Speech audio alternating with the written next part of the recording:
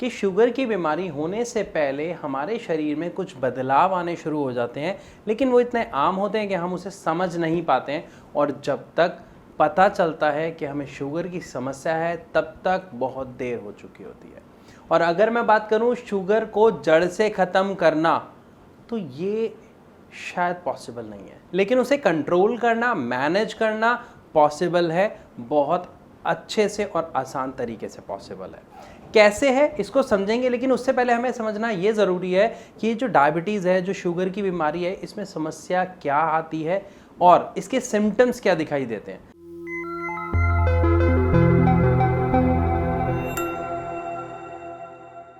सबसे पहले बात करते हैं इसके जो सिम्टम्स हैं।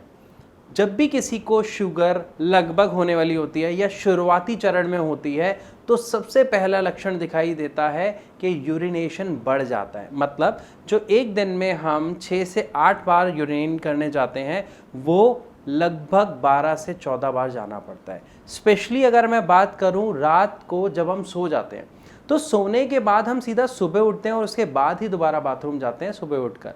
लेकिन जिसकी शुगर बढ़ रही होती है, उसके शरीर में ये समस्या आ जाती है, ये बदलाव आ जाता है कि उसे यूरिन लगभग रात को भी 2, 3 या 4 बार तक जाना पड़ता है उठकर। कभी रात को 2 बजे, 3 बजे, 4 बजे, वो डिपेंड करता है। ऐसा होता क्यों है, इसको समझते हैं। जब हमारे शरीर में शुगर का लेवल बढ़ने लग जाता है, तो हमारी किडनी का एक काम होता है, जो भी मटेरियल एक्स्ट्रा हमारी बॉडी में इकट्ठा हो रहा है या जो भी वेस्ट हमारी बॉडी में इकट्ठा हो रहा है, उसको शरीर से निकालो ताकि वो दूसरे ऑर्गन्स को नुकसान ना पहुंचाए। तो किडनी क्या करती है, एक्स्ट्रा वेस्ट को बाहर निकालती है। किसके थ्रू? यूरिन के थ्रू। तो इसीलिए जब हमारे शरीर में शुगर का लेवल बढ़ने लगता है, तो यूरिन भी ज़्यादा आने लग जाता है, क्योंकि किडनी काम कर रही होती है, कोशिश कर रही होती है वो जो एक्स्ट्रा शुगर है, बढ़ी हुई शुगर है, उसको शरीर से निकालने की। और जब कोई व्यक्ति बार बार यूरिन जाता है, बाथरूम जाता है, तो उससे होगा क्या, हमारे शरीर में पानी की कमी। तो पानी की कमी होने की वजह से दूसरा सिम्टम, या ये कहा जाए शुगर का दूसरा लक्षण दिखाई देता है, होंठ सूखना, गला सूखना या प्यास ज़्यादा लगना। इसीलिए डायबिटिक पेशेंट जो शुरुआत में हो या इवन जिनको हो भी जाती है, उनको प्यास बहुत ज़्यादा लगती है, क्योंकि उनकी यूरिन वाली प्रॉब्लम लगातार बनी रहती है। बात करते हैं हम तीसरे लक्षण की, और तीसरा लक्षण क्या होता है, बहुत ज़्यादा भूख लगना। अक्सर ऐसा देखा जाता है जिनको डायबिटीज़ शुरुआती दौर पे होती है या जिनको डायबिटीज़ हो जाती है, उनको भूख बहुत ज़्यादा लगनी शुरू हो जाती है। ये भी एक शुरुआती लक्षण माना जाता है। लेकिन ऐसा होता क्यों है? देखिए, शुगर हमारे शरीर के लिए एक बहुत इंपॉर्टेंट चीज़ है। अगर शुगर नहीं होगी तो हम, जैसे मैं बोल रहा हूँ या आप सुन रहे हैं, हम ये कोई काम नहीं कर पाएंगे, क्योंकि शुगर ही हमारी बॉडी का फ्यूल है जो हमें एनर्जी देता है। अब कैसे देता है, इसको थोड़ा सा समझते हैं। इसमें एक सिंपल सी चीज़ है, हम जो भी खाते हैं जब वो हमारे शरीर में जाता है तो वो ग्लूकोज में कन्वर्ट होता है। लेकिन कौन सी चीज़ें ग्लूकोज में कन्वर्ट होती है, ये आपको समझना पड़ेगा। कोई भी ऐसी चीज़ जिसमें कार्बोहाइड्रेट्स, प्रोटीन और फैट्स हैं, वो सारी की सारी चीज़ें ग्लूकोज में कन्वर्ट हो जाती हैं। और जब हम कुछ खाते हैं, ग्लूकोज हमारी बॉडी में बनता है, तो हमारे शरीर में एक अंग होता है जिसका नाम होता है पेनक्रियाज। उस पेनक्रियाज से इंसुलिन नाम का एक हार्मोन निकलता है, जो हमारे उस ग्लूकोज को हमारे सेल्स तक पहुंचाता है। और जब सेल्स उस ग्लूकोज को कंज्यूम करते हैं तो हमें एनर्जी मिलती है।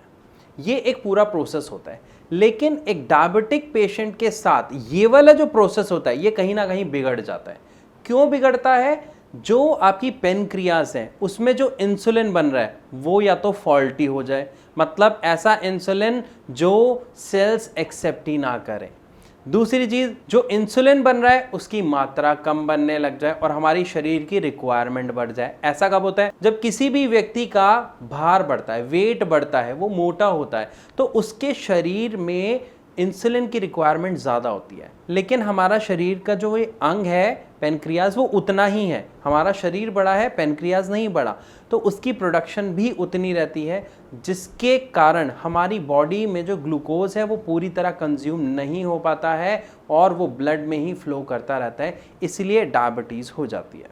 और जब हमारे शरीर को एनर्जी नहीं मिल रही है, हमारे शरीर में ग्लूकोज बन रहा है, पेनक्रियाज में से इंसुलिन भी बन रहा है, लेकिन वो फॉल्टी बन रहा है, तो जिसकी वजह से ग्लूकोज पूरी तरह कंज्यूम नहीं हो पाता है, हमारे सेल्स को ग्लूकोज नहीं मिलता है, जिसके कारण हमारे शरीर में भूख की सिचुएशन ज़्यादातर बनी रहती है और एक डायबिटिक पेशेंट को भूख बहुत ज़्यादा लगनी शुरू हो जाती है। तो ज़्यादा भूख लगना भी डायबिटीज़ का ही एक लक्षण है। तो अगर आपको इनमें से कोई भी लक्षण दिखाई देता है तो सतर्क हो जाएं, टेस्ट कराएं और देखें कहीं आपको डायबिटीज़ की प्रॉब्लम तो नहीं है। चलते हैं अपने चौथे लक्षण पर, और चौथा लक्षण होता है थकान फील करना। अभी हमने समझा कि हमारे सेल्स को जब ग्लूकोज मिलता है तो वो एनर्जी में कन्वर्ट करते हैं, लेकिन जब वो ग्लूकोज मिल ही नहीं पा रहा है तो एनर्जी बिल्कुल सही नहीं मिलेगी, और जब एनर्जी नहीं मिलेगी तो हमें कैसा फील होगा? थका हुआ।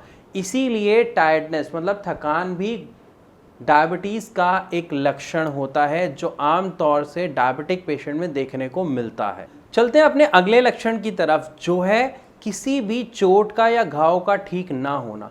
अक्सर ये लक्षण देखने को तब मिलता है जब डायबिटीज़ की प्रॉब्लम काफ़ी ज़्यादा हमारे शरीर में बढ़ चुकी होती है। ऐसा होता क्यों है?